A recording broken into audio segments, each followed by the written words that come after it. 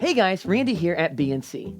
The Apple Watch is a great tool. When I'm away from my phone and I'm in the same Wi-Fi network, I get the text messages on it, I get phone calls on it, I get calendar reminders on it, I get reminders on it just to remind me of things that I don't want to forget.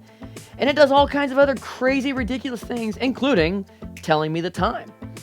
One of the things, though, that I never realized it did, and I realized it did, but I just kind of ignore it, is it reminds me to breathe, which seems kind of stupid, really. If you need to remind me to breathe, then there's a bigger problem than just you reminding me to breathe. You need to be calling 911 and taking me to the ER.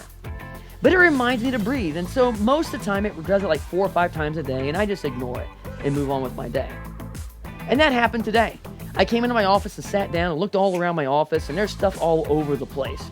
It's been a busy last 5 days, and I've got cords laying around, I've got speakers laying around, there's mics, and there's different other pieces of equipment. There's things I need to put away, there's things I need to file, there's things I need to fix, and it's just the busyness of life. It's not a bad thing, it's just a busy season.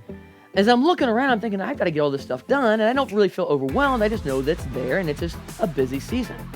And about that time, I start to turn back to the task that I was working at my computer, and the watch bumps me. It says, hey, don't forget to breathe. And I'm like, I really don't have time to just sit and breathe for a minute. And it bumps me again. Don't forget to breathe.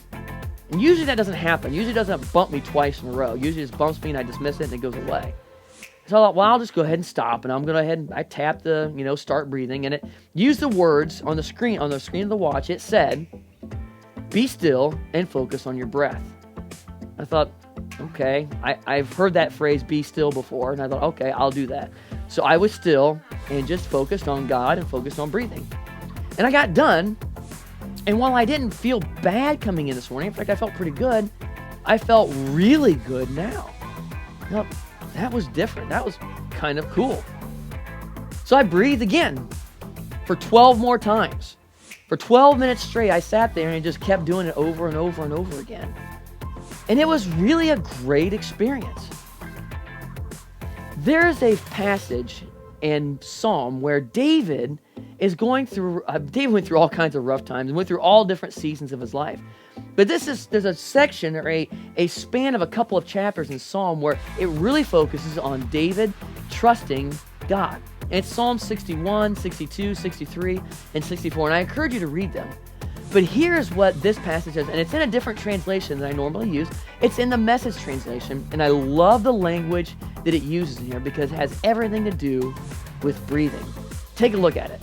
It's Psalm 61, verses 3 through 5, and it's Psalm 62, verses 1 and 2. It says, you've always given me breathing room, a place to get away from it all, a lifetime passed to your safe house, an open invitation as your guest. This is David talking to God here. You've always taken me seriously, God. Made me welcome among those who know and love you. God, the one and only. I'll wait as long as he says. Everything I need comes from him. So why not? He's solid rock under my feet, breathing room for my soul, an impregnable castle. Breathing room for my soul. Stop and think about that for a minute. How many things suffocate our souls? Busyness of life. And there's nothing wrong with being busy. Don't get me wrong at all. But sometimes when we get so wrapped up in busyness that we don't realize how much we truly need to give our souls room to breathe. And David says, another translation uses words like strongholds and great refuge. And while those are what they are, what God is, the Message translation uses breathing room. It's almost like it's a safe place that I can go to, that I'm invited to, that God invites us into, that we can just sit and breathe and allow our souls to have breathing room.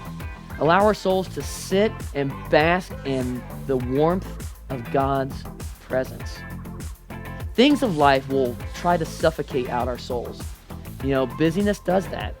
And maybe expectations that other people have for us try to